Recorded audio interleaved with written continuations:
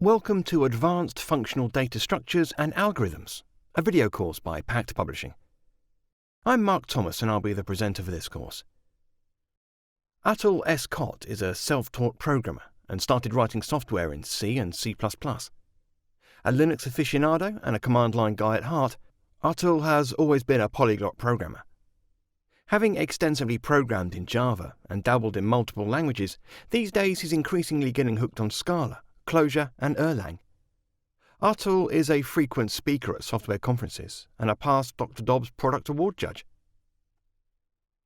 Raju Kumar Mishra is a consultant and corporate trainer for big data and programming. After completing his BTEC, he worked for Tata Steel. His deep passion for mathematics, data science and programming took him to Indian Institute of Science. After graduating from IISc in computational science, he worked for Oracle as a performance engineer and software developer. He's an Oracle Certified Associate for Java 7. He's a Hortonworks Certified Apache Hadoop Java developer and holds a developer certification for Apache Spark and Revolution R Enterprise Certified Specialist certifications.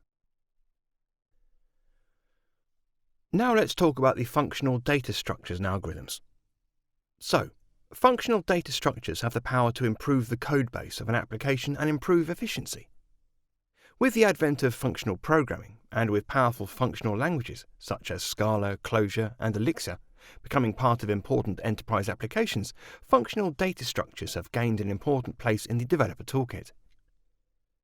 How do we express traditional algorithms in a functional setting? Won't we end up copying too much? Do we trade performance for version data structures? This course attempts to answer these questions by looking at functional implementations of traditional algorithms. It's time to see what we'll be covering through this course. So, our first section, Graph Algorithms, looks at some common graph algorithms. We look at graph traversal and topological sorting, an important algorithm for ordering dependencies. Then we'll move on to random access lists, which looks at how we could exploit binary search trees to access a random list element faster. The third section, queues, looks at first-in, first-out queues. This is another fundamental data structure. We look at some innovative uses of lists to implement queues.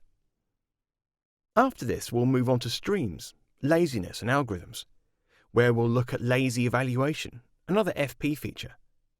This is an important building block for upcoming algorithms, so we refresh ourselves with some deferred evaluation concepts.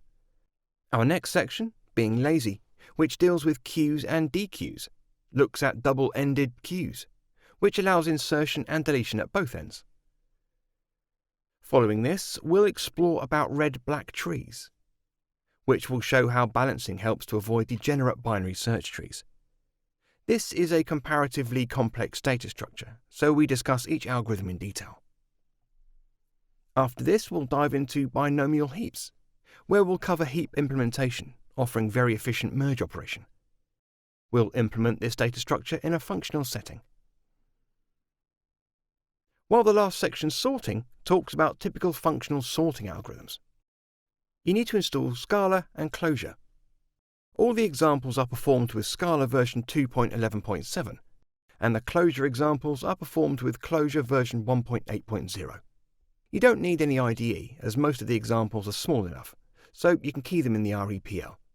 You also need a text editor. Use whichever you're comfortable with. You're expected to have a basic knowledge of object-oriented programming, and some basics of data structures, like arrays, pointers, lists, etc. By the end of this course, you'll be able to use different types of graphs, queues, and sorting algorithms to develop efficient programs, which will ensure increase in productivity and save resources. So what are we waiting for? Let's begin this journey together, and I hope to see you there.